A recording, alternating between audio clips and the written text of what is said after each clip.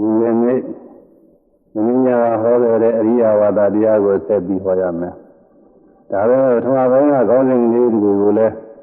ညာပြီးဆက်လိုက်အောင်မှသင်ကြားပေါ်မှာဒါကြောင့်အကျဉ်းချုပ်ထပ်ပြီးပြောမယ်အရိယဆိုတာကအရိယပုဂ္ဂိုလ်ပဲအာဝါဒဆိုတာကနေရာအိမ်လို့အဓိပ္ပာယ်ရှိပါတယ်အခုပေါင်းလိုက်တော့အရိယဝါဒဆိုတာအရိယာတို့ဤနေရာအိမ်လို့ဆိုလိုပါတယ်။အနေနဲ့ဟောခဲ့တဲ့အတိုင်းအရိယာပုဂ္ဂိုလ်ဆိုလို့ရှိရင်ရှင်းရှင်းကဘုရားရဟန္တာအရိယာပုဂ္ဂိုလ်တွေလည်းဒီအရိယဝါဒတရားတွေကိုပဲမြည်ပြီးတော့နေသွားကြပါတယ်။ယခုပစ္စုပန်ခေတ်ဘောရဏသောဘုရားသာသနာခေတ်မှာရှိတဲ့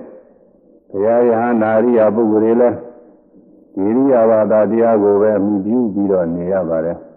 ။နောက်ခါကာလပွင့်ထွန်းပေါ်တော်လက်တနဲ့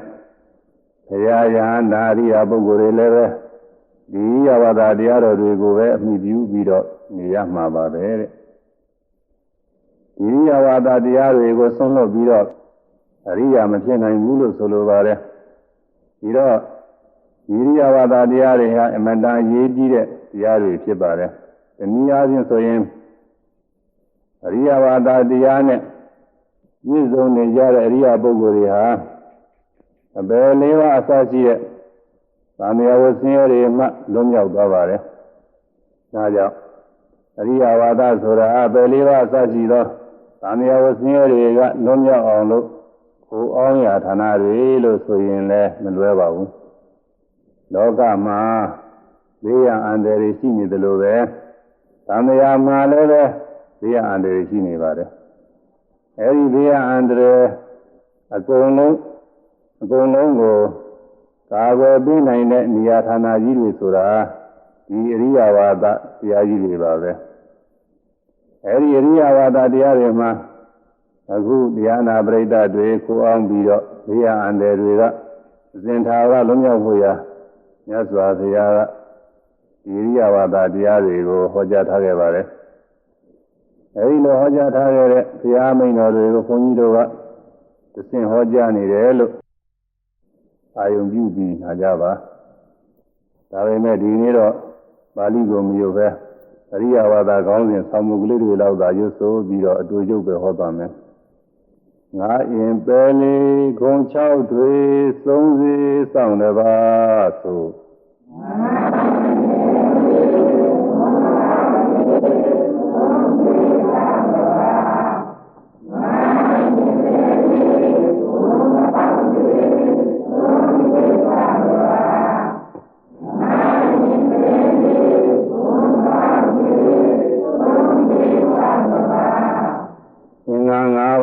ပယ်ရမယ်အင်္ဂါ6ပါးနဲ့လည်းပြည့်စုံရမယ်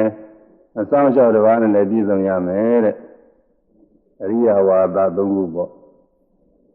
လေးရမိကပယ်ရှင်းရာသစ္စာသီးတာများဆို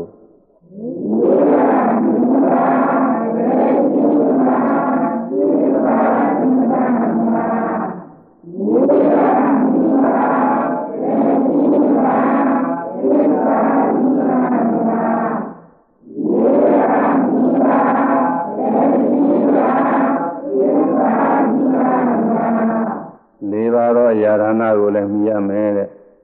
ပြီးတော့သီလသစ္စာတွေကိုလည်းပေးရမယ်တဲ့ပြီးတော့ဒီဆောင်ဘုတ်ထဲက2ပါးခုနကဆောင်ဘုတ်ထဲက3ပါးပေါင်း5ပါးကြည်သွားကြာမိကင်းစင်ကြံကြည်လင်းသောဝင်ငိမ့်စေသာဆို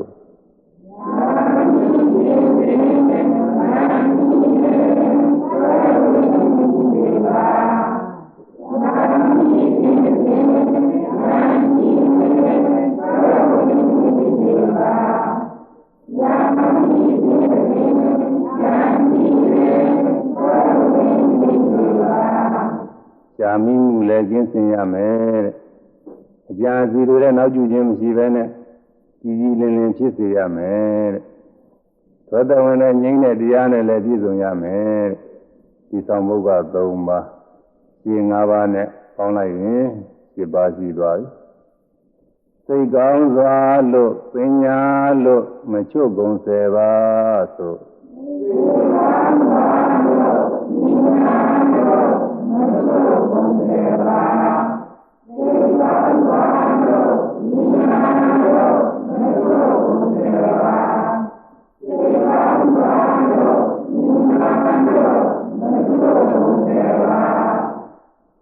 လည်းပဲယာဂဒေါသမောဟအစရှိသောအငြိကြီးတွေအချုပ်ကျယ်တွေမှလွတ်မြောက်ရမယ်တဲ့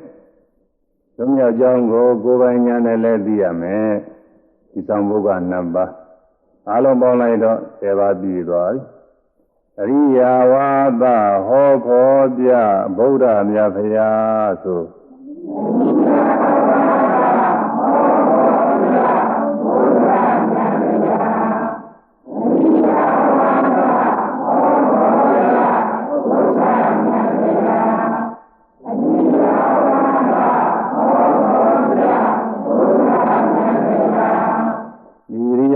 တရားတွေကို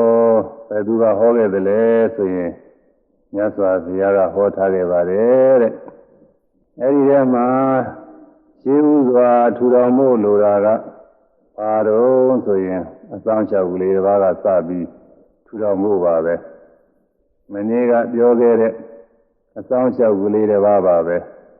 စိတ်တိုင်းမှကျူသတိပြုစောင့်မှုအစဉ်ထားဆိုဒီစ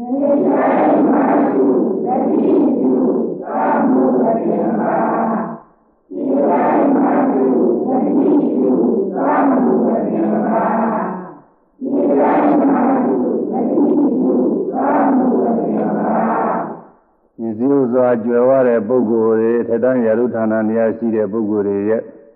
အိမ်တွေမှာဘေးရန်တွေလုံခြုံအောင်လို့အဆောင်လျှောက်ကလေးထားရတယ်ထက်တန်းရာထုဌာနနေရာအမှန်တန်ကြီးကျယ်တဲ့ပုဂ္ဂိုလ်ကြီးတွေကြတော့အဆောင်လျှောက်ကတခုတော့မဟုတ်ပါဘူးအများကြီးထားရပါတယ်ခြေတုံးကသေဥဆံပိုင်းဘယင်းများတွေဆိုလို့ရှိရင်သက်တော်ကောင်းနေဆိုတာအများကြီးထားရပါတယ်တိုင်းပြည်နိုင်ငံတွေမှာဘေးရန်အန္တရာယ်မဝင်လာအောင်လို့အဆောင်လျှောက်တွေဆိုတာပဝန်းကျင်ကနေပြီးအများကြီးပဲထားရပါတယ်အဲဒါလိုပဲမိမိတို့ခန္ဓာကိုယ်ထဲမှာကိလေသာဘေးရန်အန္တရာယ်မဝင်ရောက်နိုင်အောင်လို့အဆောင်လျှောက်ကလေးတစ်ခုထားရမယ်။ဒါကလေးတော့ဆိုလို့ရှိရင်မာယာမှုသတိဆောင်လျှောက်ကလေးတဲ့။အဲဒီသတိဆောင်လျှောက်ကလေးကိုဘယ်လိုထားရမလဲဆိုရင်ဖြစ်တိုင်းဖြစ်တိုင်းမှတ်ရှုပြီးတော့ထားရမယ်တဲ့။ဖြစ်တိုင်းဖြစ်တိုင်းဆိုတာမျက်စိကမြင်တိုင်းမြင်တိုင်းနားကကြားတိုင်းကြားတိုင်းနှာခေါင်းကအနံ့ကိုနားတိုင်းနားတိုင်းလျှာကအရသာကိုစားပြီးတိုင်းစားပြီးတိုင်းကိုယ်ကတွေ့ထီတိုင်းတွေ့ထီတိုင်းမှတ်ယူပြီးတော့အဆောင်လေးထားရမယ်ကိုယ်ကတွေ့ထီရဆိုတဲ့နေရာမှာကိုယ်မူရာပြုပြင်တိုင်းပြုပြင်တိုင်းအကုန်လုံးပါဝင်တယ်လက်ကလေးလှုပ်လိုက်ရင်လှုပ်တဲ့ဘိုင်းကလက်ထဲမှာတွေ့ထီမှုလေးရှိတယ်တော်ကြမှာဒါကိုပြည့်ပြည့်စုံစုံပြောရမယ်။ကောင်းကလှုပ်လိုက်ရင်လည်းကောင်းမှအတွေ့အထိတွေရှိတာပဲ။အတွေ့အထိဆိုတာကဒီကိုယ်လုံးနေရာတကာမှာရှိပါတယ်။အဲဒီအတွေ့အထိတွေဖြစ်ပေါ်တိုင်းလည်းပဲမှတ်ယူပြီးစောင့်ရှောက်ကလေးထားရမယ်။ဒီကုစဉ်းစားကြံစီတိုင်းလည်းမှတ်ယူပြီးစောင့်ရှောက်ကလေးထားရမယ်။ဒီကုစဉ်းစားကြံစီရဆိုတာကတော့သူ့နဲ့ပဲဟာအမတန်ကျေပြမှာတယ်။အိပ်ပျော်နေလိုက်လာဟုတ်ပဲသူကရနာတယ်အိယာကနိုးတယ်ဆိုတော့ကစပြီးစိတ်ကူးတော့တာပဲနောက်တစ်ခါအိပ်ပျော်သွားမှပဲရတော့တယ်ဒီနေ့လုံးတစ်ခါတည်းမရမနာစိတ်ကူးနေတာပဲအဲ့ဒီစိတ်ကူးတွေထဲမှာကောင်းတဲ့စိတ်ကူးလည်းပါပါသေးရဲ့သို့တော့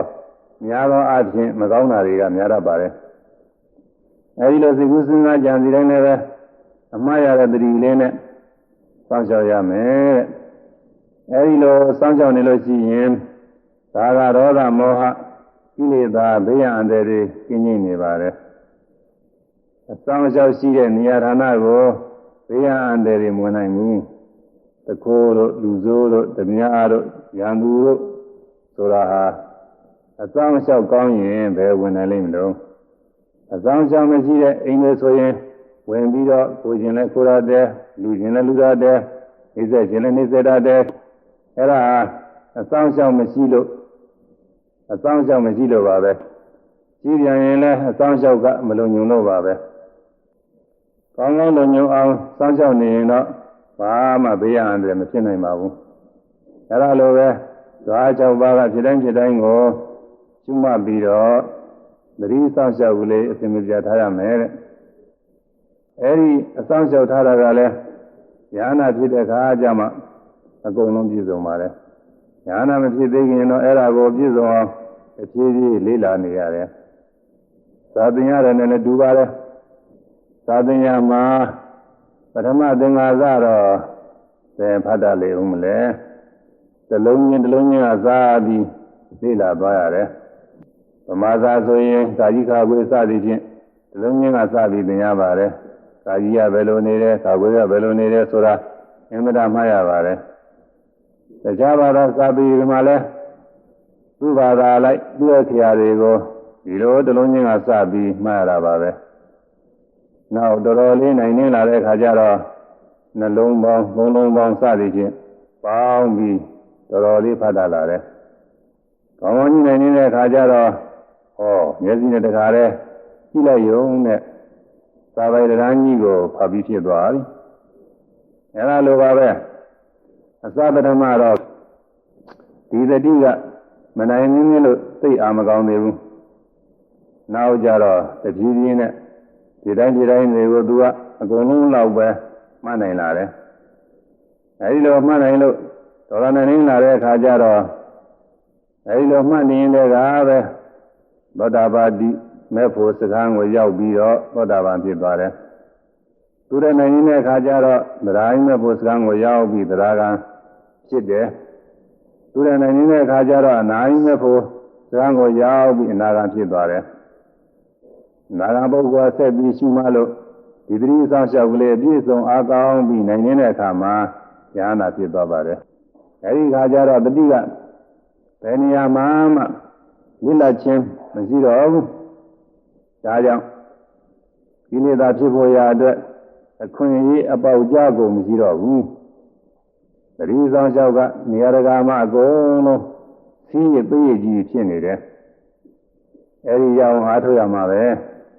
အမှန်တန်လည်းကောင်းပါတယ်ဒီဆောင်ပုဒ်လေးတစ်ခုတည်းနဲ့ယူသူဒီအားထုတ်သွားမယ်ဆိုလို့ရှိရင်နိဗ္ဗာန်ရောက်နိုင်ပါတယ်အရိယဝါဒ10ပါးလို့ဆိုရတယ်အမှန်တော့ဒီသတိတစ်ပါးနဲ့ကိုပြည့်စုံနေပါတယ်စိတ်တိုင်းကိုအကုန်လုံးမြင်အောင်လို့သာတတိနဲ့ရှုမှတ်နေပါဒီလိုရှုမှတ်နေလို့တရားမှမလွတ်တော့ဘူးဆိုလို့ရှိရင်အကုန်လုံးပြည့်စုံသွားပါတယ်ဒါပေမဲ့တခြားဂုဏ်တွေနဲ့လည်းအပြီးထုတ်ဖော်ပြီးပြောမှနားလည်မှာမို့မြတ်စွာဘုရားကအခြားဂုဏ်ပုဂ္ဂိုလ်ကိုလည်းအပြီးထုတ်ပြီးဟောထားတာအမှန်ကတော့သတိလေးတစ်ခုသာလိုရင်းပဲဒါကြောင့်ပရိနိဗ္ဗာန်သံဃာနည်းကြတော့မြတ်စွာဘုရားကဒီသတိလေးတစ်ခုကိုသာအတူတူဟောသွားခဲ့ပါတယ်အာနာဒာနိဘိကဝေအာမန္တယာမိဟောဝေယရမသင်္ခါရအပမရိနသဗ္ဗရိထာဘိကဝေယဟတို့အာနာဟောဒီမှာဣဒာနိယခုအခါကာလ၌ဟောသင်တော်ဟံငါသည်အာမန္တယာမိနောက်ဆုံးစကားဖြင့်မှာကြားခဲ့ပေအံညီရင်ဖခင်များကနောက်ဆုံးစကားအနေနဲ့သာသမီတွေကိုမှာကြားပြီးသွားကြပါတယ်တပြေးပြေးယောဂကကိုင်းလာလို့ညှော်လင်းစရာမရှိဘူးဆိုတဲ့အခြေအနေရောက်တဲ့အခါကာလကြတော့မိခင်ဖခင်တွေကမိမိတို့ဘာကြီးကလေးသမီးကြီးကလေးတွေကိုအမြဲတမ်းသတိရပြီးလိုက်နာရကြဖို့အရေးကြီးဆုံးချက်ကလေးတွေကိုမှားကြသွားကြပါတယ်ဘုန်းကြီးတို့ငယ်ငယ်ကျင်သာမဏေဘဝတုန်းကပေါ့လေအဲဒီခါတုန်းကရရွာတဲ့မလိကယောဂတွေပြေးလို့ကျောင်းဝနီးပါးမှာထွက်ပြီးရွာတွေကလူတွေကျဲလေးတွေနဲ့လာပြီးတော့နေထိုင်ကြတယ်အဲဒီလူတွေကဒကာကြီးကြောင့်မှယောဂကအပြင်းကင်လာတော့ညှော်လင်းစရာမရှိဘူးဆိုတဲ့အခါအိမ်လူအိမ်သားတွေကိုသူကတညာလုံးသူတို့နဲ့မှာပြီးသွားတာကိုကိုယ်တိုင်ကြားရဘူးတဲ့အဲဒီတော့နောက်ဆုံးချိန်ကာလမှာမိဘကမှာခဲ့တဲ့စကားကလေးကိုသာသမီတွေကနားထဲမှာမမေ့ရဘူးကိုယ်တော်ကမှားနေတဲ့အခြေအနေနဲ့ပြောနေတဲ့အတန်လေးဟာ ဇင်သာရမြင်နေသလိုကြားနေသလိုဖြစ်နေတတ်ပါတယ်ဒါကြောင့်အဲ့ဓာတွေကိုရိုးသေးသေးလိုက်နာတတ်ကြပါတယ်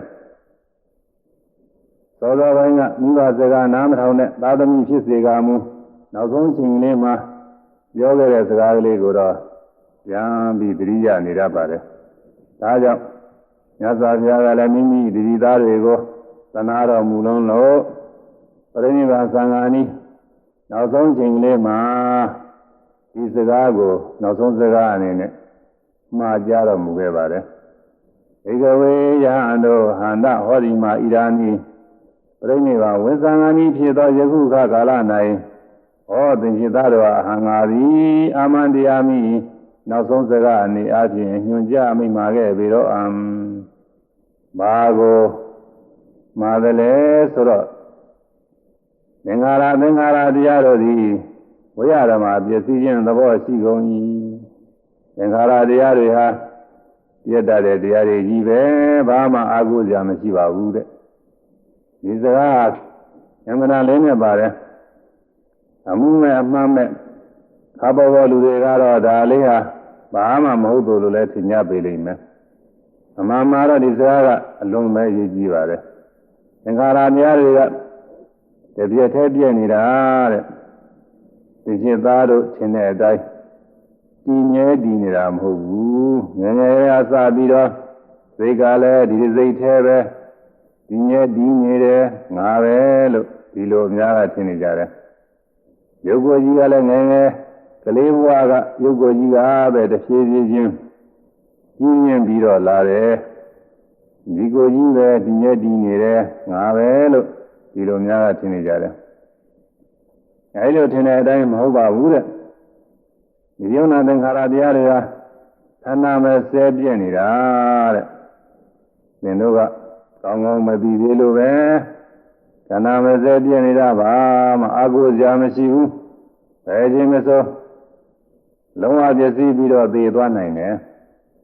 ဒီသက်ဒီခန္ဓာကိုယ်နဲ့နောက်အကြာကြီးနေအောင်မှာပဲလို့ထင်နေကြတယ်တကယ်လည်းထင်နေကြပါတယ်အဲဒီလိုထင်နေတဲ့အတိုင်းမဟုတ်ပါဘူးတဲ့သင်္ခါရတရားတွေဆိုတာခန္ဓာမစဲပြည့်နေတဲ့တရားတွေပဲအဲဒီတော့ဒါတွေကိုသင်တို့သိထားရမယ်လို့ဒီအိဗယ်ကိုနားလည်စေလိုတဲ့အတွက်မြတ်စွာဘုရားကသင်္ခါရဆိုင်ရာအကြောင်းတရားတို့ကပေါင်းစုညီညွတ်ရေးပြုပြင်ပေးမှဖြစ်ပေါ်နိုင်ကြတဲ့ယုံနာသင်္ခါရတရားတို့သည်ဝိရဓမ္မပြည့်ချင်းသဘောရှိကုန်၏မပြည့်ဖဲတည်နေရလို့ဘာမှမရှိဘူးဒါကြောင့်အာဟုစရာမရှိဘူးလို့ဆိုလိုပါတယ်ဒီလိုအာဟုစရာမရှိတော့ဘာကိုအာဟုရပါတော့ဆိုလို့ရှိရင်အာဟုစရာမရှိတဲ့အဲ့ဒီသင်္ခါရတရားတွေကလွတ်မြောက်ပြီးတော့ဆင်းရဲခါသိငြိမ်းတဲ့နိဗ္ဗာန်ကိုအာဟုရမယ်နိဗ္ဗာန်ကိုအာဟုပြီးတော့နိဗ္ဗာန်ရောက်စေနိုင်တဲ့တရားကိုကျင့်ရအားထုတ်ရမယ်ဘယ်လိုကျင့်ရအားထုတ်ရမလဲဆိုရင်အာထုတ်ပုံကိုတူတူလေးဟောထားခဲ့ပါတယ်အပမရေနသံပါရိထာဗမာရေနမမေ့တဲ့တတိတရားဖြင့်သံပါရိထာပြည်စည်းပြည့်စုံအောင်အာထုတ်ရကြပြီတော့မမေ့တဲ့တတိကလေးနဲ့ပဲပြည်စည်းပြည့်စုံအာထုတ်ရကြပြီတော့လို့မြတ်စွာဘုရားကမှာထားခဲ့ပါတယ်အဲ့ဒါဟာနောက်ဆုံးစကားတော့ပဲမိဘတွေမှားထားခဲ့တဲ့နောက်ဆုံးစကားကိုသာသမီတွေကမမေ့ရသလိုပဲမြတ်စွာဘုရားမှာတော်မူခဲ့တဲ့ဒီစကားကလေးကိုဘုန်းကြီးတို့ရောဒကာဓမ္မတွေရောဘုရားဘာသာဝင်ပုဂ္ဂိုလ်တိုင်းမေ့စရာတော့မကောင်းပါဘူးမမေ့တဲ့စကားကလေးပါပဲအမှန်တန်ကိုသတိရပြီးလိုက်နာတဲ့စကားလေးပါပဲအဲဒီစကားလေးဟာဒိဋ္ဌိသုံးပုံကျဲနဲ့အတိတ်အားဖြင့်ညီမျှနေတယ်လို့အထာထာမှာဖွင့်ပြထားပါတယ်အဲဒီတော့အပမာရမမေ့တဲ့သတိတရားဆိုတဲ့ဒီလုံးလေးနဲ့မြတ်စွာဘုရားကအနောက်ဆုံးမိန့်မှာထားခဲ့ပါတယ်အခုဒီရိယဝါဒသုံးမှာတော့အဲဒီတတိရဲ့အချမ်းရံအစိတ်ပိုင်းနေနဲ့တကွ10ပါးဟောထားပါတယ်အဲဒီ10ပါးထဲမှာလူရင်းကတော့မမေ့တဲ့သတိတရားလေးပါပဲအဲ့ဒါတခုတည်းနဲ့မရှိပြီး အားထုတ်လိုက်ရင်ဉာဏ်တွေလည်းအကုန်လုံးပြည့်စုံသွားနိုင်ပါတယ်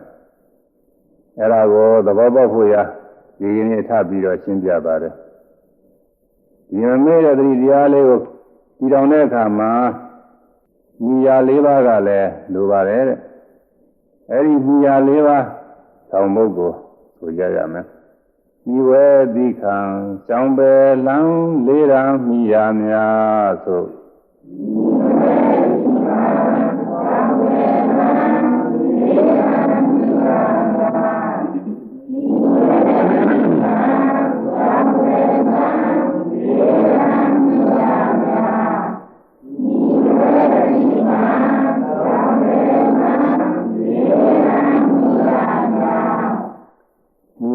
တဲ့ဒီစည်းလေးပါးကိုသုံးဆောင်မိဝဲရမယ်တဲ့ဒါဟာမိယာတရားတစ်ခုပဲမကောင်းတဲ့စကားကအာယုန်တွေမကောင်းတဲ့အတွေ့အထိတွေမကောင်းတဲ့ဝေဒနာတွေနဲ့တွေ့ကြုံတဲ့အခါကာလမှာအဲ့ဒါတွေကိုစိတ်ဆိုးပဲနဲ့သိခံပြီးစိတ်မပြတ်တဲ့တရားထုတ်ရမယ်တဲ့ဘေးရန်တဲ့ကိုဖြစ်စေရတဲ့ဌာနတွေကိုဝေးဝေးကရှောင်ရမယ်အဲ့ဒါကလည်းမိယာတစ်ခုပဲကာမဝိတ္တအစရှိသောမကောင်းသောအကြံစီတွေစိတ်ကူးစဉ်းစားမှုတွေဖြစ်ပေါ်လာရင်ရှုမှတ်ပြီးတော့ပယ်လာရမယ်တဲ့အဲ့ဒါလည်းမိယာတစ်ခုဒါကြောင့်ဤဝဲဒီခံကြောင်းပယ်လန်းလေးရမိယာများလို့ဆိုထားတယ်ဒါတွေကိုမနေ့ကအကျေပြောပြီးခဲ့ပါပြီနောက်ပြီးတော့ငါးရင်ပယ်လေးဆိုတဲ့ခေါင်းစဉ်ရအင်္ဂါ၅ပါးကိုပယ်ရမယ်ဆိုတာကလည်းအထူးပြုရင်ပြီးပယ်နေရတာမဟုတ်တော့ပါဘူး။ဘုန်းတော်ကပြောခဲ့တဲ့သတိဆောင်လျှောက်ကလေးနဲ့အားထုတ်နေရင်ဒီအင်္ဂါ၅ပါးကိုပယ်ပြီးသားဖြစ်သွားပါတယ်။အင်္ဂါ၅ပါးဆိုတဲ့မကောင်းတဲ့និဝရဏတရားတွေဟာဝင်ကုန်ဝင်လာနိုင်တော့ဘူး။အဲဒီအင်္ဂါ၅ပါးတွေကကာမသနာនិဝရဏဆိုတဲ့အင်္ဂါကိုပဲဘုံကတော့မနေ့ကပြောပြီးပါပြီ။နှစ်သက်လိုခြင်းကျွေးမြီတင်းအလင်းပဲဖြောက်လေတဲ့နှစ်သက်လိုခြင်းရင်ကျွေးမြီတင်တာနဲ့တူတယ်အဲ့ဒါကိုအလင်းညာပဲဖြောက်ရမယ်မပဲဖြောက်လို့ရှိရင်ဘာဖြစ်တုံးဆိုတော့အရိယာနေအိမ်မှာမနေရလို့ပုရုဇဉ်နေအိမ်မှာသာနေရတဲ့အတွက်ဘေးရန်မလုံခြုံတာပေါ့ဒါကြောင့်သင်္ကမာတတ်မဲ့ဆွဲလာတဲ့ကာမိသနာနဲ့သိသွားလို့ယဟန်ဘဝမှာပန်းဖြစ်သွားတယ်ဆိုတဲ့အကြောင်းမနေ့ကပြောခဲ့ပါပြီ။အဲဒါဟာအရိယာနေအိမ်မှာမနေလို့နိတ္တလိုခြင်းမှုကိုရှုမှတ်ပြီးတော့မပယ်လို့ပါပဲ။ကာမိသနာនិဝရဏဆိုတဲ့အကုသိုလ်တရားကအဲဒီယဟန်ကိုအပယ်ဘဝတန်ဘဝကိုဆွဲချသွားတာပါပဲ။နောက်အဲဒီတန်ဘဝကခொနည်းကြတဲ့အခါမှာစုရသွားပါတယ်တဲ့အဲဒီခါကြတော့မှသင်္ကန်းကိုလည်းမဆွဲလန်းတော့ဘူးရံဘောကကျင့်သုံးခဲ့တဲ့ကုသိုလ်ကိုသာနှလုံးသွင်းသတိရပြီးတည်သွားတဲ့အတွက်ဒါရမဏပြည်ကိုရောက်သွားပါတယ်တဲ့မနေ့ကပြောသလိုပဲအာဝဇ္ဇာတော့တော်တော်ကောင်းပါတယ်ရံဘောကနေပြီးတန်ကုန်ငယ်ငယ်လေးဖြစ်တာလဲအာဝဇ္ဇာကောင်းတာပဲတဖန်သံဃာကနေပြီးတော့ဒါရဏနာပြည်တက်ပြီးနာသားဖြစ်သွားတာလဲဩဇရာသိကောင်းတာပဲဒါကိုတာမန်ပုဂ္ဂိုလ်တွေအနေနဲ့တွေးရလို့ရှိရင်တော့အတော်ခက်နေတာပေါ့သို့တော်လည်းတရားသဘောနဲ့တွေးလိုက်ရင်တော့ဒါဟာရှင်းရှင်းလေးပါပဲစိတ်ကလေးရဲ့အစွမ်းပဲသိစင်ကြလို့ရှိရင်မြင့်မြတ်တဲ့ဘဝတွေရောက်သွားနိုင်တယ်သိမစင်ကြရင်ယုံညာတဲ့ဘဝတွေရောက်သွားနိုင်တယ်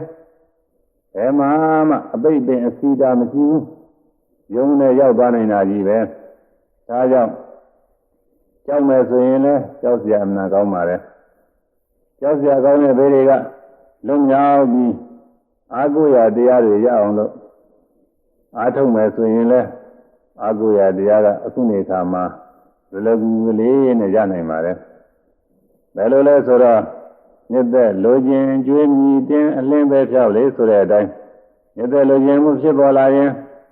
အဲဒီမြစ်သက်လိုခြင်းမှုကိုရှုမှတ်ပြီးပယ်လိုက်ရုံပါပဲအဲဒီတော့ပယ်လိုက်ရင် အရိယာနေအိမ်ကိုရောက်သွားတာပါပဲဒီလိုရှုမှတ်သွားရင်နောက်ကြတော့သောတာပန်လည်းဖြစ်သွားနိုင်ပါလေအဲဒီခါကျတော့အပေလေးပါးကိုပြစ်ချနိုင်လောက်အောင်ကျမ်းတမ်းတဲ့နှစ်သက်လူချင်းမှုនិဝရဏတရားကျင့်ပြီးသွားပါတယ်အနာဂတ်ဖြစ်သွားလို့ရှိရင်ကာမအာယုံကိုနှစ်သက်နေတဲ့ကာမသနာនិဝရဏတရားဟာလုံးဝကျင့်သွားပါတယ်ဉာဏ်နာဖြစ်သွားတဲ့အခါကာလကျတော့ရူပဘဝအရူပဘဝတွေကိုပါရတဲ့သိမ်မွေးတဲ့ຢာကတွေရောအကုန်လုံးကျင့်သွားပါတယ်ဒါကြောင့်နှစ်သက်လိုခြင်းကျွေးမြည်တင်းအလင်းသက်ဖြောက်လေလို့ဆိုထားပါတယ်အဲ့ဒါကိုမနေ့ကအကျယ်ပြောပြီးပါပြီဒီကနေ့သစ္စာပြီးပြောဖို့ရကတော့ဗျာပါဒនិဝရဏကစပြီးပြောရမယ်ဗျာပါဒဆိုတာကိုယ်လုံးရှိတဲ့အာယုန်တွေနဲ့တွေ့ရတဲ့အခါမှာစိတ်ပြည့်စိတ်ဆိုးတဲ့သဘောပါပဲစိတ်ပြည့်စိတ်ဆိုးယောဂမျိုးနှိမ်ချိုးပဲဖြောက်လေတဲ့စိတ်ပြည့်စိတ်ဆိုးတဲ့တရားယောဂနဲ့တူပါတယ်တဲ့ယောဂဖြစ်ပေါ်လာရင်အဲဒီယောဂကိုမြန်မြန်ပြောက်အောင်သိကူရတယ်ကောင်းလေကြရရင်ကောင်းတဲ့ကြောက်စီလေးကောင်းတဲ့ကြောက်စီကလည်းအသိရှိနေမယ်ဆိုရင်ချက်ချင်းပဲအဲဒီစိတ်ကိုတောက်လိုက်ရတယ်တောက်လိုက်တော့ပြောက်သွားတာပဲကောင်းလိုက်တာလေးကတော့ကောင်းပါလေဒီလိုဆိုပြီးတော့လက်ခံထားမယ်အာရုံမဟုတ်ဘူးသိရှိရင်ချက်ချင်းပဲသိတောက်ပြီးတော့ပြောက်အောင်ကူရတယ်အဲဒါလိုပဲသိပြသိဆိုတဲ့တရားဖြစ်ပေါ်လာလို့ရှိရင်ယောဂဖြစ်လာတယ်လို့ပဲသဘောထားပြီးဉာဏ်ဉာဏ်ပြောက်သွားအောင်ရှုမှတ်ပြီးတော့ပယ်ပြောက်ရမယ်တဲ့ကဲဆိုရမယ်စိတ်ပြည့်စိတ်ဆိုးယောဂမျိုးနှိမ်ချိုးပဲပြောက်လေဆို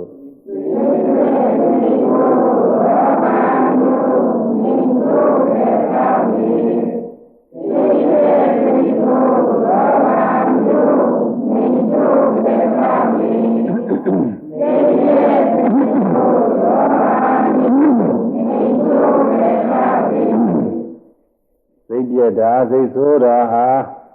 ယောဂဖြစ်တာနဲ့ဘယ်လိုတူသလဲဆိုရင်ယောဂဖြစ်တဲ့လူမှာခရုံးပြက်လာတတ်တယ်အထူးအားဖြင့်တော့အပြားယောဂဖြစ်ရင်ခရုံးပြက်တတ်တယ်အပြားဆိုရင်တော့ခရုံးကသိပ်ပြက်တာပဲခရုံးပြက်လာတဲ့ပုဂ္ဂိုလ်မှာဘာမှရတာမတွေ့တော့ဘူးသူများတွေမှာအင်မတန်ချိုးစိတ်နေတဲ့ရတာပဲနဲ့အဲဒီခရုံးပြက်တဲ့လူစကြည့်ရင်ခါနေတတ်တယ်။ညက်တို့ကြတော့ဟာချိုးနေတာပါပဲ။ဒါပေမဲ့အဲဒီခရင်ပြည့်တဲ့လူစားကြည့်ရင်တော့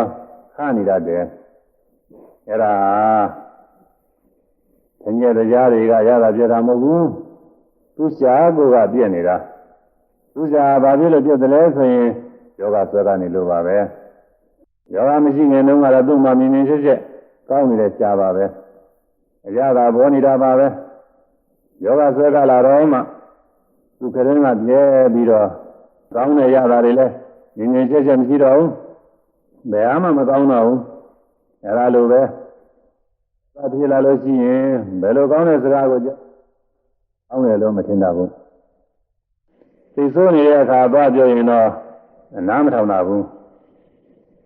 ဒါတိုင်းပြောလို့နားထောင်နေကြပုဂ္ဂိုလ်ဖြစ်ပေမဲ့သိဆိုးနေတဲ့အချိန်ကာလကြာရင်ဖြာနေတဲ့သဘောနဲ့ပြောတာကိုလည်းလက်မခံတာဘူး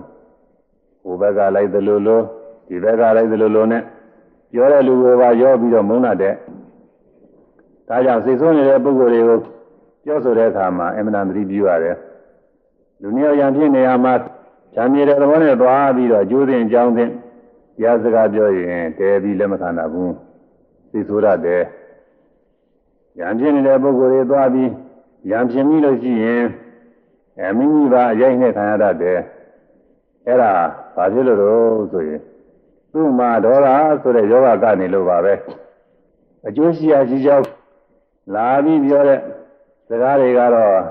အမှန်တန်ဖို့တန်ပါပဲဒါပေမဲ့လို့သူ့အတွက်မှာတော့အဖို့မတန်ပဲအရသာမရှိပဲဖြစ်နေပါတယ်တဲ့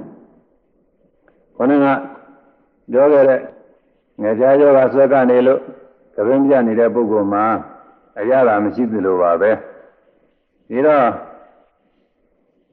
ဒေါသများဖြစ်လာလို့ရှိရင် ငါမှာယောဂဝေဒနာဆွဲကဤလို့အောင်းမိပြီတော့ယောဂဝေဒနာဆွဲကတယ်ဆိုလို့ရှိရင်သိနေတာကူမှမကူလို့ရှိရင်ယောဂကတိုးပွားလာလို့ဘုံမတော်ရင်ပြီးရတယ်အဲဒီလိုပဲဒီဒေါသကလည်းတိုးပွားလာလို့ရှိရင်မျက်မှောက်မှာလည်းအကျိုးမဲ့တွေအများကြီးဖြစ်နိုင်တယ်တခါတည်းရန်သတင်းစာထဲမှာဒီဖြစ်ပုံမျိုးတွေပါလာတယ်ညီမတွေညီကိုတွေမောင်နှမတွေအမှန်တန်ကိုချစ်ခင်များလို့နေတဲ့ပုဂ္ဂိုလ်တွေဟာအကြောင်းတစ်ခုခုကြောင့်အပြောမတဲ့ဆိုမတဲ့တဲ့အခါတရားနဲ့တရားနဲ့စိတ်ဆိုးပြီးတော့တွေ့ရနဲ့ကောက်ရိုက်မိလို့ရုပ်တရက်သေးသွားတဲ့အကြောင်းဒီတော့မှပြင်းမမိတဲ့သူမှတခါတည်းရုံးမြဖြစ်ရတဲ့အကြောင်းတွေတွေ့ရတယ်အဲ့ဒါတွေဟာအစကတော့အမှန်တန်ချစ်ခင်နေတဲ့ပုဂ္ဂိုလ်တွေပဲဒေါသကြောင့်အကျိုးမဲ့ဖြစ်သွားတာတွေပဲဒေါသနဲ့စိတ်ဆိုးပြီးရိုက်နေပြီလို့ကိုညီမလေးကိုမောင်လေးစသည်ဖြင့်ပေါ့လေအဲလိုဟာတွေဘုန်းကြီးကသတင်းစာထဲမှာသတိပြုပြီးတော့ကြီးစုမိပါတယ်ဒါတွေဟာဒေါသဆိုတဲ့စိတ်တဲ့စိတ်ဆိုးယောဂမျိုးဆွဲကပြီးတော့သူယောဂသူမရင်းနေလို့အကြီးအကျယ်ဒုက္ခရောက်သွားတာတွေပါပဲကိုယ်အမှန်တန်ချင်းမြတ်နိုးနေတဲ့ပုဂ္ဂိုလ်လဲဒီကိုယ်အမှန်တန်ချင်းမြတ်နိုးနေတဲ့ပုဂ္ဂိုလ်ကလည်းဒီကြီးပျက်စီးပြီးသွားရရဲ့လောကရာဇုံမှုတွေကလည်းဖြစ်ရသေးရဲ့ဘယ်လောက်များစိတ်ချမ်းသာကြကောင်းမလဲလို့ဒါတွေဟာပြောကြရမလို့ပါဘူးအလွန်ထင်ရှားနေပါပြီဒီတော့ကမျက်မှောက်လောကတွေလည်းမကောင်းကျိုးပေးပြီးတော့မိတ်ကောင်းဆွေကောင်းတွေနဲ့မိတ်ပြည့်ဆွေတွေဖြစ်စေရတယ်ပြီးတော့မကောင်းမှုအကုသိုလ်တွေပွားများပြီးတော့ဓမ္မလွန်လောကမှာလည်းပယ်လေးပါးကြပြီးဆင်းရဲဒုက္ခရောက်စေရတယ်ဓမ္မတာကြောက်เสียကောင်းပါလေဒီတော့ကကြောင့်အကျိုးမဲ့ဖြစ်တတ်ပုံပေါ်မြတ်စွာဘုရားကသာရကဝတ္ထုတစ်ခုဖော်ပြပြီးတော့ထားပါတယ်အဲဒီသာရကဟာအမှန်တန်ကောင်းပါတယ်မြတ်စွာဘုရားမပွင့်မီရေခါကာလတုန်းကဘာဝတိပြည်မှာဝေဟိကာဆိုတဲ့အရှင်မတယောက်ရှိပါတယ်အဲဒီအရှင်မကိုကျင်တရားကောင်းတယ်စိတ်နဲ့သဘောထားကောင်းတယ်လို့အရာကချီးကျူးနေကြတယ်ဝေရိကဟာတော်ကောင်းစိတ်ရှိတယ်ပြောဆိုရလည်းအမှန်ကောင်းတယ်ကျူးကျူးသားရှိတယ်သက်သာရေးမှလည်းဖော်ယူရည်နဲ့အမှန်ကောင်းတယ်တကယ်သူတော်မမလေးပဲလို့ဒီလိုအရာကချီးကျူးနေကြပါတယ်တဲ့ကိုရင်ကလည်းချီးကျူးဒီရင်ကလည်းချီးကျူးနေပေါ့လေသူရဲ့ချွင်းချက်ကိုမတွေ့ကြလို့ချီးကျူးနေတာပေါ့အဲ့ဒီအိမ်မှာကျွမ်းမတယောက်ကလည်းရှိတယ်တဲ့သူ့နာမည်ကတော့ကာလီတဲ့ကာလီဆိုတာပါဠိစကားပဲမဲနဲ့တယ်လို့ဆိုလိုပါတယ်ဒါကြောင့်ဗမာလိုဆိုတော့သူ့ကိုမိနဲ့လို့ခေါ်ရမှာပေါ့အဲ့ဒီကာလီဆိုတဲ့ကျွမ်းမကကိုရင်သွားလည်းပဲသူသခင်မရဲ့စိတ်သဘောကောင်းကြောင်းဒီခန္ဓာကြောင်းဘောရွေရှိကြောင်းနေချီးကျူးနေကြဒီရင်သွားလည်းချီးကျူးနေကြနဲ့ဝေရိကာကိုအကုန်လုံးကချီးကျူးနေကြတာကြီးတယ်ကြားနေရဒါကြောင့်ဒီနေ့တော့ကာလီကဒီလိုစဉ်းစားတဲ့တို့သခင်မကအဟုတ်ပဲစိတ်သဘောကောင်းနေလို့လားဒါမှမဟုတ်ရင်လေအိန္ဒိယကိစ္စတွေငါဆောင်ရွက်နေတာကပဲအချိုးတကြအသင်ပြေးနေလို့လားစုံစမ်းကြည့်ဦးမှာပဲလို့ပြန်ပြီးတော့သူကစုံစမ်းရေးလုပ်တယ်တဲ့ဘယ်နဲ့လို့တလဲဆိုလို့ရှိရင်ဒီနေ့တော့အခါကာလကြတော့သူကအခါတိုင်းလို့အိယာကစောစောမထပဲနဲ့အိယာထဲမှာပေပြီးတော့အိနေတယ်အဲဒီလိုစုံစမ်းရေးအနေနဲ့ပေပြီးအိနေတော့ငလည်လင်းတဲ့အခါမှာဝေရိကဆိုတဲ့အိရှင်မကအိယာကထပြီးအခြေအနေတွေကိုလျှောက်ကြည့်တယ်ပြီးတော့ခါတိုင်းလို့ညနာသစ္စရာရေတို့ဘာတို့အစသာရာအစင်းနဲ့မရှိတာကိုတွေ့ရတာပေါ့မိဘထဲမှာလည်းချက်ရေးပြွေးတွေလည်းဘာမှမလုပ်ရသေးဘူးအမိုက်လေးဇာသတွေလည်းဘာမှမလုပ်ရသေးဘူးအဲ့ဒါတွေကိုတွေ့ရတယ်တွေ့ရတော့ဝေရိကာကစဉ်းစားတယ်ဒီကနေ့ကာလီဟာအိယာကထောက်ဝင်ပေါ်သေးဘူးခါတိုင်းလုံးနေကြအလုပ်တွေဘာမှမလုပ်ရသေးဘူးသို့တော့သူဟာနေမကောင်းလို့များလေလားမသိပါဘူးလို့ဆင်ញင်ပြီးသူက စိတ်ဆိုးသေးပါဘူးစိတ်ဆိုးစရာအကြောင်းကမလုံလောက်သေးတဲ့ဟာကိုမြင်မကောင်းချလို့နဲ့တူပါရဲ့လို့ကရုဏာလေးနဲ့သနာစိတ်တောင်ဖြစ်လိုက်ပါသေးတယ်ခေါင်းကပြောခဲ့တဲ့စိတ်ပြည့်စိတ်ဆိုးယောဂါက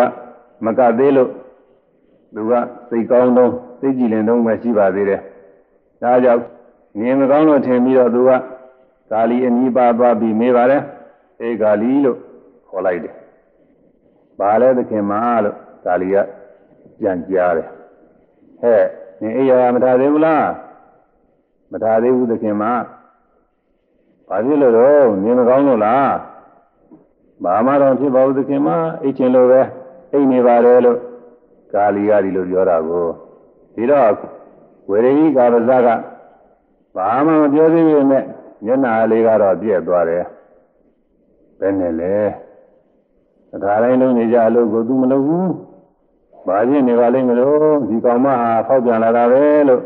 စိတ်ကခုသွားတယ်ကာလီကလည်းပါပဲအိတ်ချင်အောင်ဆောင်ပြီးတော့သူသခင်မဘယ်လိုနေသလဲစိတ်ဆိုးသလားမဆိုးဘူးလားဆိုတာကိုတစည်းတစောင်းကြက်ခါပြီးကြည့်နေတာကိုဒါကြောင့်သူသခင်မမျက်နှာလေးညှိုးပြီးမျက်မှောင်လေးကုတ်သွားတာကိုသူကမြင်သွားတယ်ယောဂဆွကစပြုလာတာကိုရင်းမိသွားတာပေါ့ဒီတော့ကာလီကအင်းတို့သခင်မစိတ်တော်ဆိုးရတာပဲစိတ်ဆိုးစရာအကြောင်းကမရှိလို့စိတ်မဆိုးပဲနေတာကိုသို့တော်သိမသေးကြသေးဘူးတခါထပြီးဆုံးမလိုက်အောင်ပါပဲလို့ကြံပြီးတော့နောက်တည်းလဲအိယာကစောစောမထပဲနဲ့နေကြတယ်အဲဒီလိုမထပဲနေတော့အရင်နေ့ကလိုပဲလာပြီးတော့ဝေရဟိကာကမေးရနဲ့ဟေးကာလီနေအိယာမထသေးဘူးလား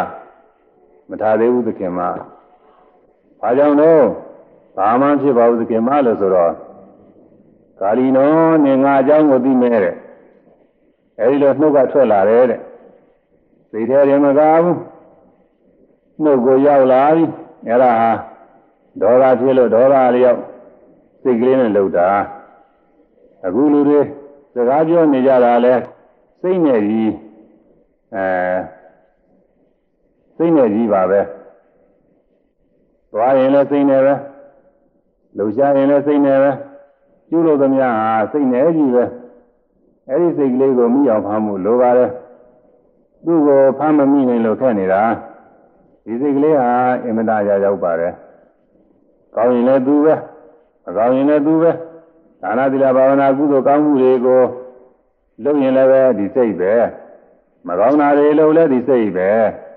ဒီစိတ်ကိုနိုင်မှုရရည်ကြီးပါတယ်ဥရောပတို့အမေရိကန်တို့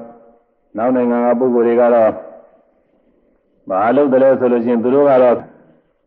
အနုမြယုတ်တကိုဖမ်းကြတယ်အဲဒီအနုမြယုတ်တကိုနိုင်နေအောင်လို့ဖမ်းပြီးတော့သူတို့ကအမှန်တန်ကြောက်စရာကောင်းတဲ့လက်နဲ့တွေကိုလှုပ်ပြီးအသုံးပြုနေကြတယ်အပြင်ဘက်ကအထယ်ရတွေကိုနိုင်နှင်းဖို့အတွက်မှာတော့သူတို့ကသိလိုက်စပြီးတော့နေကြတယ်အရေးကြီးတာကတော့ကိုယ်ရဲ့စိတ်ကပိုပြီးရေးကြီးပါတယ်အဲဒီစိတ်ကလေးနိုင်နှင်းဖို့လိုပါတယ်ဒီစိတ်ကလေးမနိုင်နှင်းလို့ရှိရင်ဒီစိတ်ကလေးကဒုက္ခတွေအများကြီးပေးနေတာဒါကြောင့်ဝေရဟိကမှာဒေါသစိတ်ကနှိုးဆော်လိုက်လို့ဉာဏ်နဲ့စကားကလေးနှုတ်ကပေါ်လာတာဒီတော့ကာလီကငါဒီနဲ့တိုင်းတော့ဟုတ်ပြီမှန်ပြီတို့သခင်မမှာဒေါသကတော့ရှိနေတာပဲစိတ်ဆိုးစရာအကြောင်းမရှိလို့ကစိတ်မဆိုးပဲဖြစ်နေတာပဲလို့ဆုံးဖြတ်လိုက်ပါတယ်တဲ့ဒါပေမဲ့တရားအောင်ထပ်ပြီးသုံးသပ်လိုက်ဦးမှာပဲလို့ကြံပြီးတော့နောက်တည်းလည်းအိယာကစောစောမထပဲနေကြတယ်အဲဒီဝေရဟိကာကကာလီရဲ့အပေါ်မှာစောစောကလေးကစိတ်ဆိုးနေပုံရပါပြီဒီကောင်မတော့ဖောက်ပြန်နေတော့တာပဲဘာဖြစ်တယ်လဲမသိဘူးအရင်ကလို့မဟုတ်တော့ဘူးရစီနေပြီဆိုပြီးစောစောတွေကစိတ်ဆိုးနေပုံရပါတယ်ဒါကြောင့်ဟေးကာလီအိယာမထားသေးဘူးလားမထားသေးဘူးသခင်မဘာဖြစ်လို့တော့လို့မေးတဲ့အခါမှာဘာမှဖြစ်ပါဘူးသခင်မလို့ပြောလိုက်တော့ဘာမှဖြစ်နေငါအကြောင်းသိရဟဲ့ဆိုပြီးတော့တကားကလာနဲ့ပေါက်လိုက်တာတကားတဲ့ကာလီမှာခေါင်းကွဲသွားပါရောတဲ့အဲ့ဒါ စိတ်ကနေပြီးတော့ဝစီကနေမကဘူးကာယကံကိုရောက်သွားတာပဲအဲဒီလိုကာယကံတော့ကျူးလွန်လိုက်တဲ့အတွက်ကာလီမှာခေါင်းကွဲသွားရှာတယ်အဲဒီခေါင်းကွဲသွားတဲ့ကျွမ်းမကာလီကခေါင်းကွဲသွားအောင်ပြစ်ခတ်တဲ့အကြောင်းကိုအိမ်ကြီးရင်းတွေရှောက်ပြီးတိုင်နှမ်းပါတယ်ဓမ္မဖြစ်ပုံကိုကြည်ကြသံမအောင်တော်တော်တို့အိမ်မှာခိုင်းကြစေကြဆိုရင်ကျမတယောက်ပဲရှိတယ်ဒီတယောက်တည်းရှိတဲ့ကျမကိုအိယာကစောစောမထားတာနဲ့ဒါတော့ကြမ်းကြမ်းထမ်းထမ်းရိုင်းနေတင်ပါရဲ့လားအရာကဖြင့်ချီးကျူးလိုက်ကြတာမပြောပါနဲ့တော့ဝရိဟိကတကယ်သူတော်မကောင်းပါလေတဲ့ဘာမှကြမ်းကြမ်းထမ်းထမ်းမပြောတတ်ဘူးတဲ့ဘော်ရည်ရှိတဲ့စိတ်တော်ကောင်းတဲ့ရှင်းမလိုက်ကြတာဒီသမောင်အဲဒီသူတော်ကောင်းပါလေကဒီတယောက်တည်းရှိတဲ့စေကံကြုံမကိုဒီလောက်ကြမ်းကြမ်းထမ်းထမ်းတကားကလာနဲ့ပေါက်ရသလားကျမမှာခေါင်းကွဲသွားပါပြီလို့ဆိုပြီးတော့အရာထဲလျှောက်ပြီးတိုင်တန်းတဲ့ဒီတော့အရာထဲလူတွေကကဲ့ရဲ့ကြတယ်ဝိရိဟိကတော်တော်ကြမ်းနေသိနေတာပဲဒီကလေးမလေးတယောက်တည်းရှိတာကိုဒီလောက်ရဲစစ်စစ်လောက်ရမလားစသည်ဖြင့်ကဲ့ရဲ့ကြတယ်ကဲ့ရဲ့တာဟာရခင်ကချီးမွမ်းတာတဲ့တောင်းများပါသေးတယ်တဲ့ကြီးကျူးတယ်ဆိုတာဖြစ်ဖို့သိမလွယ်ဘူးကဲရဲဆိုတာကတော့အင်မတန်ဖြစ်လွယ်ပါတယ်အကြီးကျူးခံနေတဲ့ပုဂ္ဂိုလ်ဟာကြီးကျူးစရာကုန်နဲ့ပြည့်စုံအောင်လို့အင်မတန်ကြိုးစားရတယ်ကာယကံဝစီကံအစသာရာတွေမှာအမတန်ဆောင်စည်းနေမှကြီးကျူးပဲကုန်လေးတစ်ခုဖြစ်ပေါ်လာတာအဲဒီလိုဖြစ်ပေါ်လာတဲ့ကုန်လေးကိုလည်းကြောက်ပြတ်မသွားအောင်လို့စောင့်ရှောက်ရတာကလည်းတော်တော်ခရင်ပါတယ်တောင်းလေးပါတယ်သူကလည်းဒီနေ့လောက်ကောင်းနေုံနဲ့လည်းပြီးတာမဟုတ်ဘူးသလားလောက်ဒီနေ့လောက်ကောင်းနေုံနဲ့လည်းပြီးတာမဟုတ်ဘူးနောက်နေ့နောက်လနောက်နှစ်တည်းလဲကောင်းမြဲကောင်းနေမှတစ်သက်ပါလုံးအသက်ထဆုံးကောင်းနေမှဒီကောင်ကတည်မြဲတည်ပြီးတော့ပြည့်စုံနိုင်ပါတယ်တချို့များသောတော်ပိုင်းကကောင်းနေတယ်မဲ့လို့ဒီကနေ့ကြမှာကျင့်ဝတ်ကပြည့်သွားလို့အဲဒီကောင်တွေရဲပြီးနာမည်ပြည့်သွားချကြတယ်ဒါကြောင့်ကောင်းတဲ့ဂုဏ်ကိုဆောင်ထားဖို့ဆိုတာတည်ပြီးမလွယ်ဘူးတော်တော်ကိုခက်ပါတယ်အကဲခံရဖို့ဂုဏ်ပြည့်ဖို့ဆိုတာကတော့သိလွယ်တာသူကဘာမှမခက်ဘူးအခုချက်ချင်းလို့အခုချက်ချင်းဂုဏ်ပြည့်တယ်ဘယ်လိုဖြစ်ဖြစ်လုပ်နိုင်လဲလွယ်လိုက်တာမပြောပါနဲ့တော့လူကအမှန်လွယ်တာအဲဒီဂုံပြည့်တယ်ကဲ့ခါရတယ်ဆိုတာဘယ်ကလာတော့ဆိုရင်အခုပြောနေတဲ့စိတ်ပြည့်စိတ်ဆိုးဆိုတဲ့ယောဂဆိုစီကအများဆုံးလာတတ်ပါတယ်ဒီစိတ်ဆိုးယောဂဝင်လာရင်ဒီယောဂကြောင့်စိတ်မူရာကမူမမှန်နှုတ်မူရာကမူမမှန်ဂုံမူရာမူမှန်နဲ့ဖောက်ပြန်မိလာတယ်အဲဒီလိုခါမှာကဲ့ရဲ့ဘော်တွေကဖြစ်လာတော့တာပဲဒါကြောင့်ဒီယောဂကိုနှင်ချိုးပဲဖျောက်ရမယ်ဒီလိုပဲကြောက်တာကတော့တရားထုတ်စင်မှလည်းသုံးကြတယ်တရားမထုတ်ပဲလွတ်နေတဲ့အခါမှလည်းအသုံးကြပါတယ်လူတိုင်းအတွက်အခါခါသိမ့်သုံးကြပါတယ်လူကြီးလည်းသုံးကြတယ်လူငယ်လည်းသုံးကြတယ်လူတွေဆိုတာကိုယ်တယောက်တည်းနေနေတဲ့ပုဂ္ဂိုလ်ကတဲပြီးရှိတာမဟုတ်ဘူးအများနဲ့ဆက်ဆံပြီးနေကြရတယ်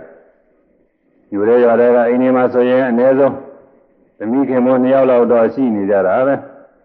အဲဒီ2ယောက်ချင်းချင်းညွတ်နေဖို့ရအရေးကြီးပါတယ်။နှုတ်သုံးစသည်တူတူ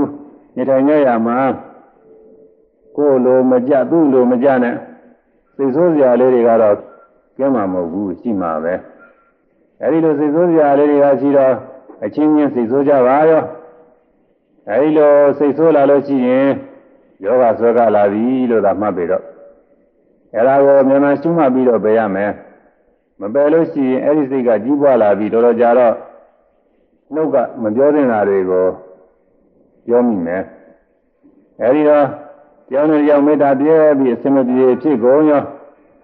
တော်ကြာပြောရုံနဲ့မကဘူးကာယကံမြောက်ကျူးလွန်လဲသွားရတယ်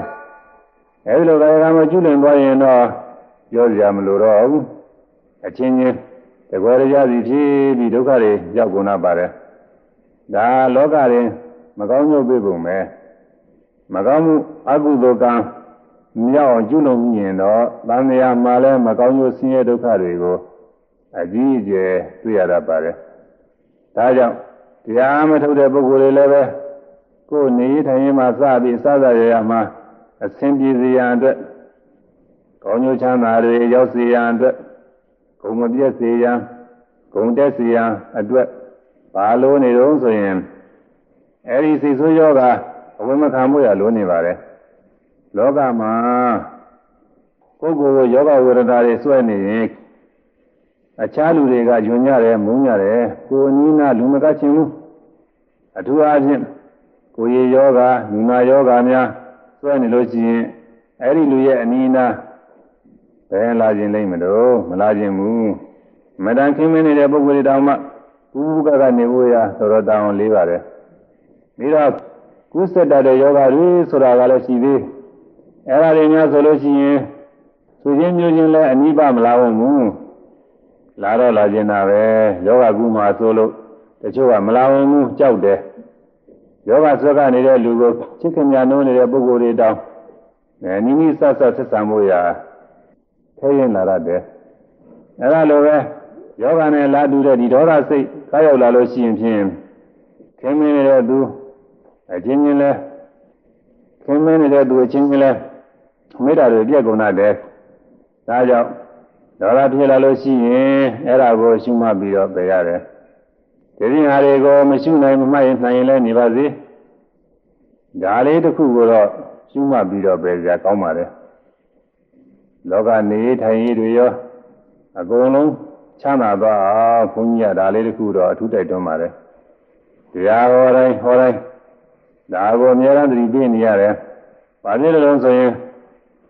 လူတွေဟာမုန်းကြတယ်ဒေါသဖြစ်ကြတယ်ဆိုတာဘယ်သူတွေနဲ့ဖြစ်ကြတယ်လဲဆိုရင်စဉ်းစားကြည့်ပါအနည်းဆုံးပုဂ္ဂိုလ်တွေနဲ့ဖြစ်ကြတာပဲမဟုတ်လားတူနဲ့တူအကျိုးဆောင်ကြလို့ဆိုတော့လေဘယ်သူတွေကဆောင်တော့အနည်းဆုံးပုဂ္ဂိုလ်တွေကဆောင်တာပဲအတူနေတဲ့ပုဂ္ဂိုလ်တွေကဆောင်တာပဲအာကိုရမယ့်ကိစ္စဆိုရင်ဘယ်သူတွေကိုအာကိုရတော့လူတွေနဲ့ပုဂ္ဂိုလ်တွေအာကိုရတာပဲအဲဒီလိုပဲသိဆိုကြရောဆိုတော့လေအတူနေတဲ့ပုဂ္ဂိုလ်တွေအနည်းကဆုံးပုဂ္ဂိုလ်တွေနဲ့သိဆိုကြတာပဲဟိုဝိကြီးလူတွေကိုသွားပြီးသိဆိုလို့မဖြစ်ပါဘူးတခြားမြို့ရွာတခြားမြို့တခြားရွာတခြားနိုင်ငံမှာနေတဲ့လူနဲ့သိဆိုဖို့ရာအကြောင်းကကျဲမရှိပါဘူးကျုံခဲ့ပါတယ်အဲဒီလိုတခြားမြို့ရွာတခြားနိုင်ငံကလူဆိုတာဟာအများအားဖြင့်သိတောင်မသိဘူးဟိုမှာအဲဒီလိုလူရှိမှတောင်မှမသိဘူးအဲဒီမသိတဲ့လူကိုဘာစိတ်ဆိုးစရာရှိမလဲဘာမှစိတ်ဆိုးစရာမရှိဘူးစိတ်ဆိုးစရာမရှိသလိုပဲ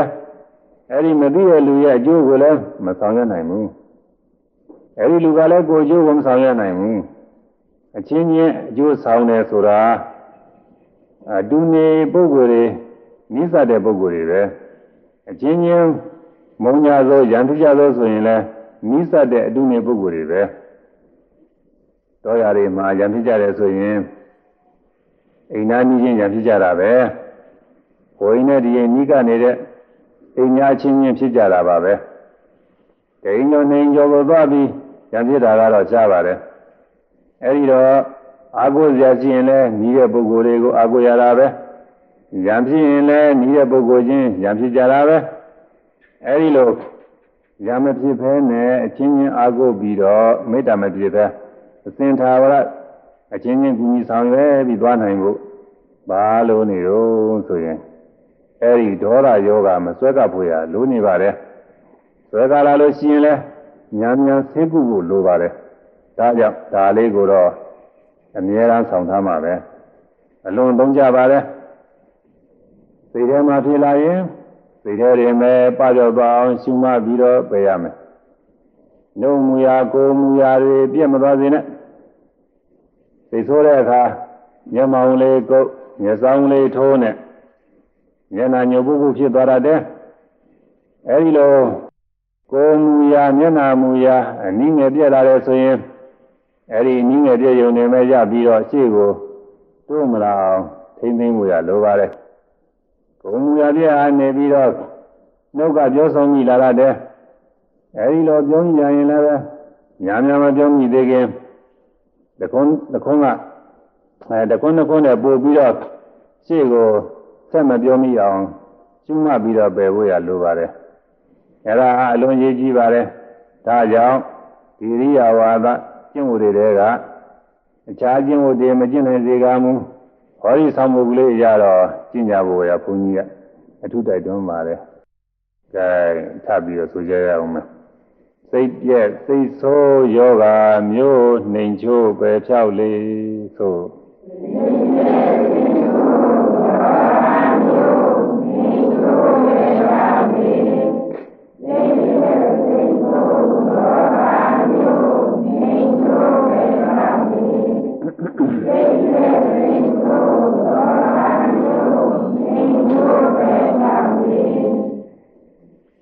ဗျာပါရပြီးတော့ဌိနမိတ်တာကိုပြောဖို့အလှည့်ရောက်လာပြီ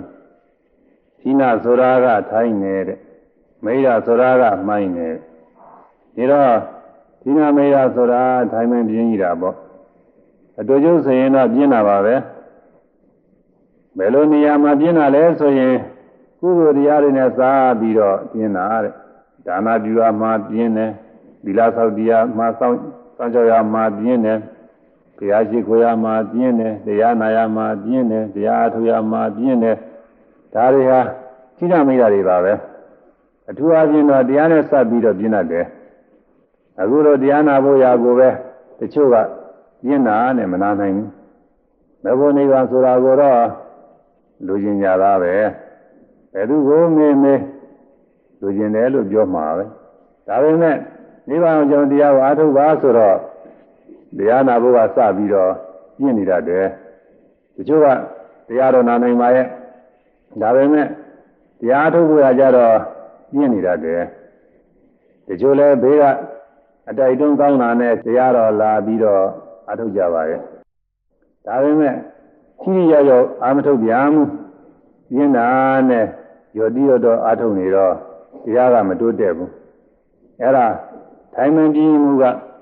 ပိတ်ပင်တားမှုတွေပါပဲဒါကြောင့်ဌိနမိတ်တာဟာအချုပ်နှောင်ကြတာနဲ့တူတယ်တဲ့ရာဇဝပစ္စည်းတဲ့လူကိုဆံရတော့ကဖမ်းဆီးပြီးတော့ချုပ်နှောင်ထားတယ်အကျုပ်ခါနဲ့တွင်ထားတယ်ထောင်ထဲပို့ထားတယ်အဲ့ဒီလူဟာသူများလို့လွတ်လွတ်လပ်မသွားနိုင်ဘူးရင်ကလူတွေမှာကိုသွားကျင်ရသွားနိုင်တယ်ဘွယ်လန်းသမင်တွေကိုလည်းသွားပြီးတော့ကြည့်နိုင်တယ်ကြည့်ပြီးတော့ပွဲရတာတွေကိုခံစားနိုင်တယ်ခံစားပြီးတော့ပွဲရမှာတွေ့ကြုံလာခဲ့တဲ့အကြောင်းတွေကိုအချင်းချင်းပြန်ပြီးတော့ပြောပြတယ်အပြီးကဘယ်လိုကောင်းတယ်အဆိုကဘယ်လိုကောင်းတယ်အပြောကဘယ်လိုကောင်းတယ်ကာရာကဘယ်လိုကောင်းတယ်စသည်ဖြင့်ပြောတော့အတူပွဲကြည့်လာတဲ့ပုဂ္ဂိုလ်တွေကအကုန်လုံးနားလည်ကြတယ်ပြောစရာကိုပြောတဲ့အခါပြောရတယ်ဝမ်းနေစရာကိုပြောတဲ့အခါဝမ်းနေရတယ်ဝဲရတာတွေပေါ့လေဝဲရတာတွေပြန်ပြီးတော့သမြုပ်ခတ်ကြတာပေါ့သမြုပ်ဆိုတာခတ်ကြတယ်နွားတွေများနေတိုင်းကညက်တွေစားပြီးတော့ညကြတော့တမြုပ်မြုပ်နဲ့ဝမ်းကဟာတွေထုတ်ပြီးတော့ဝမ်းတဲ့ဟာတွေထုတ်ပြီးတော့ဝါကြတယ်အဲ့ဒါကိုသမြုပ်ခတ်တယ်လို့ခေါ်တယ်အဲ့ဒီလိုပဲဝဲသမင်တွေသွားကြည့်တဲ့လူတွေကလည်းဝဲလန်းသမင်တွေကတွေ့လာခဲ့တာတွေကိုကိုကြိုက်တာတွေကိုအချင်းချင်းပြန်ပြီးပြောကြတယ်အချင်းချင်းဟိုလူကပြောလိုက်ဒီလူကပြောလိုက်နဲ့ဝဲရတာတွေကိုပြန်ပြီးခံစားနေတတ်ကြတယ်ဒါလည်းသမြုပ်ခနေတာပါပဲအကျိုးနောက်ခံနေရတဲ့လူမှာတော့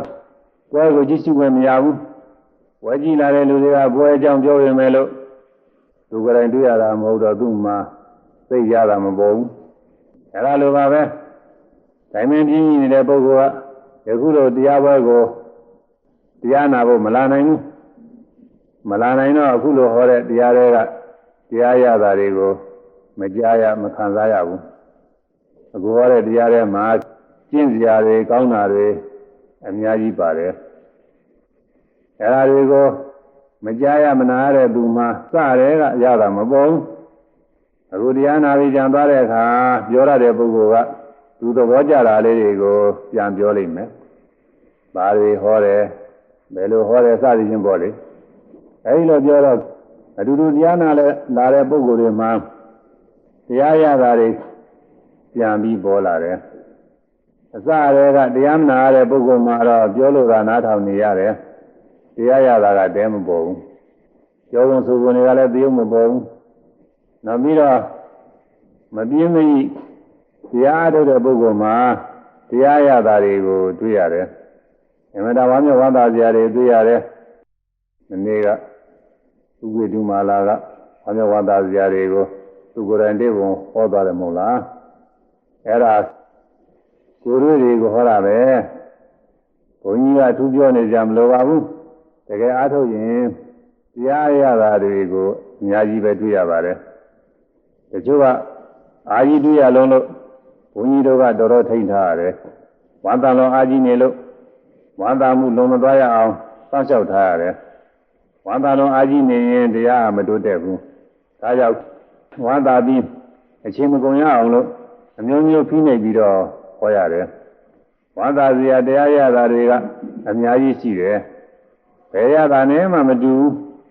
တရားရတာအမှန်တန်ကောင်းတယ်သာသရာတံဓမ္မရာသောဇိနာတိတဲ့သာသရာတံလုံးစုံသော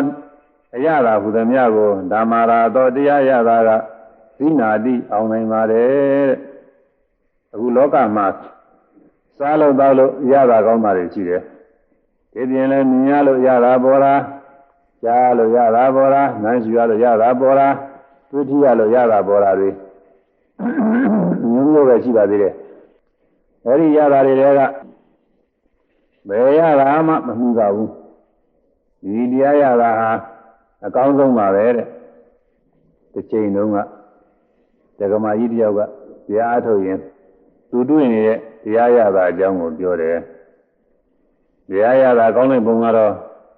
ဘယ်ရတာနဲ့မှမတူပါဘူးတဲ့သူဟာလောကမှာအရတာတွေခံစားလေကလာခဲ့တာတော်တော်စုံကြီးတဲ့လောကမှာဇီဝရေရောအိမ်အောင်ရေရောဘာရောညာရောပေါ့လေပြောစရာပါစရာရတာတွေဟာဖြင့်စုံခဲ့ပါပြီတဲ့အခုတွေ့ရတဲ့တရားရတာဟာဘယ်လိုရတာနဲ့မှမတူဘူးဒီတရားရတာဟာဘယ်လိုကောင်းမှမသိအောင်ကောင်းနေတာပဲဒီတရားရတာဟာသိကောင်းတဲ့ရတာပဲလို့အဲဒီဒီကမာကြီးကအာရပါရနဲ့ပြောတယ်အခုတရားနာပရိသတ်ထဲမှာလဲဒီလိုတွေ့ဘူးတဲ့သူတွေပါနေမှာပါပဲအဲ့ဒါအမှန်တန်ကောင်းတဲ့ရတာတွေပါအဲဒီလိုတရားရတာတွေကိုမပြင်းမိအားထုတ်တဲ့ပုဂ္ဂိုလ်တွေမှတွေ့ရခံစားရတယ်ဒီနေလို့တရားမထုတ်တဲ့ပုဂ္ဂိုလ်မှပဲတွေ့ရလိမ့်မလို့အခုလိုတရားဟောတဲ့အခါမှာတရားရတာလွန်ကောင်းကြောင်းကိုဘုန်းကြီးတို့ကပြောနေပေမဲ့လို့ကိုယ်လည်းမတွေ့ရသေးတဲ့သူကဘယ်လိုကောင်းမှန်းကိုပဲသိလိမ့်မလို့ဥမာအားဖြင့်ဆိုရင်လူယောက်ကမုံဝယ်စားတဲ့ဆိုပါတော့အဲဒီလိုစားပြီးတော့ဟာကောင်းလိုက်တာလို့ပြောပေမဲ့မစားရတဲ့ဘေးကပုဂ္ဂိုလ်မှာဘယ်ကောင်းနေမလို့